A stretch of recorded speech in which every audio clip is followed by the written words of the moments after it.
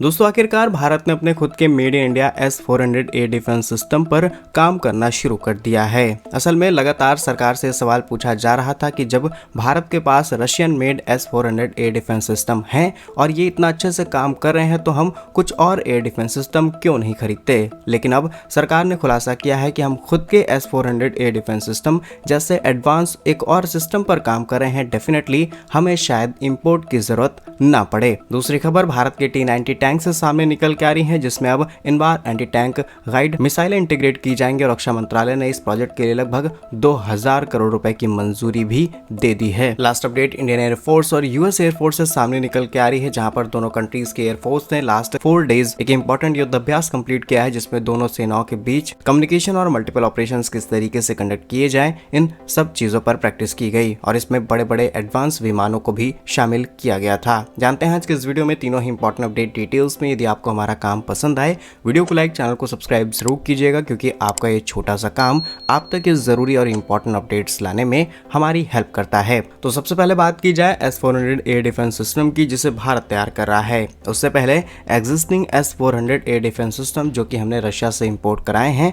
इसकी खासियत आपको बताते हैं। बेसिकली आप जानते होंगे कि इसकी रेंज 400 किलोमीटर के आसपास है और ये अपनी इस रेंज में आने वाले किसी भी फाइटर जेट, किसी भी विमान, किसी भी ड्रोन, किसी भी यूएवी को आसानी से नष्ट कर सकता है। अब भारत पाक के बीच हुए ऑपरेशन सिंदूर के दौरान भारत के S-400 ने बहुत अच्छी परफॉर्मेंस दी और किसी भी हवाई खतरे को आसानी से निपटा दिया। इसीलिए लगातार सरकार से सवाल पूछा जाने लगा और इंटरनली गवर्नमेंट के अंदर भी सवाल उठने लगे कि हमें और S-400A डिफेंस सिस्टम खरीदने चाहिए। Recently defence minister Rajnath Singh ji ने भी इस बात का खुलासा किया है कि हम कुछ और S-400 जरूर खरीदेंगे, लेकिन हम देश की कंपनियों को भी प्रमोट कर रहे हैं कि वो कुछ ऐसे ही सिस्टम्स तैयार करें। अब लगातार DRDO और तमाम रिसर्च इंस्टीट्यूशंस की तरफ से ऐसे इक्विपमेंट्स, ऐसे रडार्स तैयार किए गए हैं और जिसके तहत कुछ समय पहले ही भारत ने प्रोजेक्ट कुशा की शुरुआत की थी। अब प्रोजेक्ट कुशा अपनी रफ्तार पकड़ रहा है, जिसमें बड़ी प्राइवेट कंपनियां पार्टिसिपेट करेंगी। यहाँ पर सरकार की कोशिश थी कि BEL की तरफ से ही यहाँ पर बड़ी शुरुआत की जाए, क्योंकि ये भारत की लीडिंग डिफेंस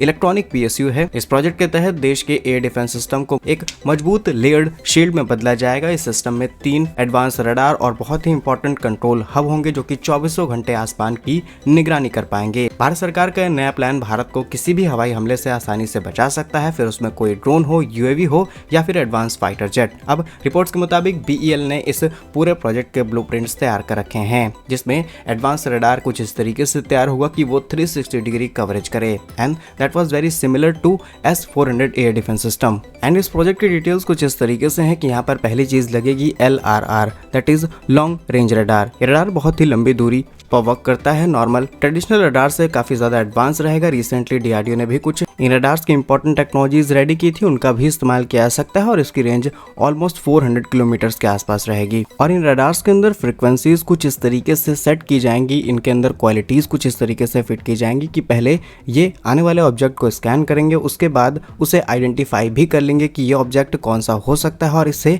क्या क्या प्रॉब्लम्स हो सकती हैं, या फिर ये आने वाला हथियार कितना ज्यादा खतरनाक हो सकता है। इसके बाद इसमें इंटीग्रेट की जाएगी मीडियम रेंज रडार, जो कि जहां पर ये radar system long range radar से मिले हुए रडार सिस्टम की एक बार और क्रॉस चेकिंग करेगा, जिससे आसानी से किसी भी ऑब्जेक्ट को ट्रैक किया जा सके। और इस तरीके के रडार बेसिकली इंटरमीडिएट रेंज के खतरों को आइडेंटिफाई करने के लिए इंपॉर्टेंट होते हैं। शॉर्ट रेंज एंड इसमें 3rd लेयर प्रोटेक्शन होगी शॉर्ट रेंज रडार की। और अगर इस रडार की बात की जाए तो ये सबसे इंपॉर्टेंट पार्ट रहेगा, क्योंकि ये पास के खतरों को आसानी से आइडेंटिफाई करेगा। अब लॉन्ग रेंज से आने वाले किसी भी ऑब्जेक्ट को आइडेंटिफाई करना, उसे स्कैन करके इंटरसेप्ट करना काफी ज्यादा इजी है, बट जो कि शॉर्ट रेंज वाले हैं डेफिनेटली वो डायरेक्टली आकर के डैमेज कर सकते हैं, तो उन्हें तुरंत काउंटर करना, उन्हें तुरंत स्कैन करके कंट्रोल करना, ये बहुत ज्यादा इंपॉर्टेंट है। तो एक्चुअली यही है भारत का इंपॉर्टेंट प्रोजेक्ट कुशा, जिसके तहत हम S-400A डिफेंस सिस्टम जैसा ही प्रोटेक्शन सिस्टम देश को देना चाहते हैं। और इसका सबसे इंपॉर्टेंट पार्ट रहेगा रडार, क्योंकि हम इसके रडार को 3 लेयर में तैयार कर रहे हैं और 3 लेयर इस तरीके से इंपॉर्टेंट है, ये हमने आपको बता दिया। और इसकी जो मैक्सिमम रेंज है वो 400 से 500 किलोमीटर के आसपास ही रखी जाएगी। मे बी हम इसे डायरेक्टली ग्लोबली एक्सपोर्ट कर पाए इन फ्यूचर, जिस तरीके से ब्रह्मोस एक्सपोर्ट कर रहे हैं। बाकी S-400A डिफेंस सिस्टम जिसे हमने रशिया से इंपोर्ट कराया है वो ऑलरेडी बहुत अच्छा परफॉर्म कर रहा है और आने वाले समय में कुछ नई स्क्वाड्रंस भारत खरीद सकता है और उसमें से कुछ स्क्वाड्रंस भारत के अंदर तैयार की जाएंगी। Next important update, government of India की तरफ से स्पेशली डिफेंस मिनिस्ट्री ने 2095 करोड़ रुपए के एक प्रोजेक्ट को मंजूरी दे दी है, जिसमें इन बार लेजर गाइडेड एंटी टैंक मिसाइलों को खरीदने के लिए ऑर्डर प्लेस किया गया है विद BDL यानी कि भारत डायनेमिक्स लिमिटेड को। और अगली लाइन को आप ध्यान से सुनिएगा, क्योंकि ये जो कॉन्ट्रैक्ट साइन किया गया है ये बाय इंडियन सीरीज के तहत हुआ है। जिसका मतलब ये है कि जो भी चीजें आपको खरीदनी है, जो भी इक्विपमेंट तैयार किए जाएंगे, उसमें हर एक parts, components and at least 80 to 90% चीजें मेड इन इंडिया ही इस्तेमाल की गई हों। फिलहाल इस मिसाइल को मुख्य रूप से भारतीय सेना के T-90 टैंकों पर तैनात किया जाएगा, जिससे उनकी मारक क्षमता और रक्षक क्षमता और ज्यादा मजबूत हो जाएगी। अगर इस रिपोर्ट की आई फैक्चुअल डिटेल्स आपको बताएं तो कॉन्ट्रैक्ट वैल्यू लगभग 2095 करोड़ रुपए की है। कॉन्ट्रैक्ट BDL यानी कि भारत डायनेमिक्स लिमिटेड को सौंपा गया है।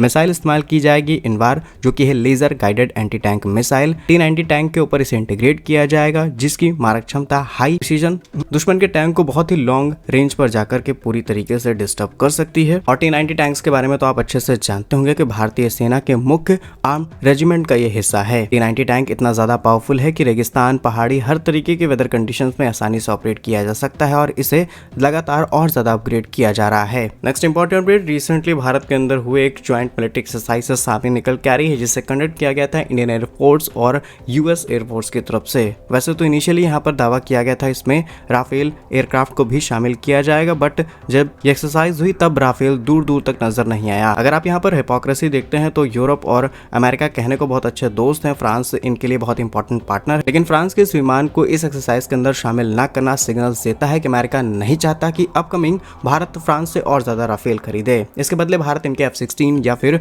F-35 जैसे विमान खरीद करके अपनी सेना को और ज्यादा अपग्रेड कर पाए। फिलहाल एनालिसिस के बेसिस पर यही कहा जा सकता है। अगर हम बात करें इस इंपॉर्टेंट एक्सरसाइज की, तो यहाँ पर सुखोई 30 MKI, डसॉल्ट, मिराज 2000 इन सभी विमानों का इस्तेमाल किया गया है। इसमें दोनों सेनाओं ने सीखा है कि किस तरीके से क्रिटिकल ऑपरेशंस में परफॉर्म करना है, कैसे कॉम्प्लेक्स सिचुएशंस को हैंडल करना है। दोनों ही कंट्रीज लंबे समय से इस तरीके के मिलिट्री एक्सरसाइज करते हैं। बहुत ही इंपॉर्टेंट चीज कि यहाँ पर US एयरफोर्स के B-1B बॉम्बर को भी शामिल किया गया है। इनिशियली दावा किया जा रहा था कि इसमें राफेल BS-021, BS-022 या फिर BS-027 हिस्सा लेंगे, लेकिन जब ये बायलैटरल मिलिट्री एक्सरसाइज कंडक्ट हुई तब इसमें राफेल हमें देखने को नहीं मिला। और कुछ रिपोर्ट्स का मानना है कि दिल्ली के अंदर जो इंसिडेंट हुआ है इसकी वजह से राफेल को दूर रखा गया, क्योंकि सडनली हमें शायद जरूरत पड़ जाती और कुछ नया फ्रंट खुल जाता किसी और देश के साथ, या फिर पाक का नाम इसमें शामिल हो जाता तो और चीजें कॉम्प्लेक्स हो जाती और राफेल को तुरंत वहां पर रिलीज करना पड़ता। इसीलिए शायद राफेल को शामिल नहीं किया गया।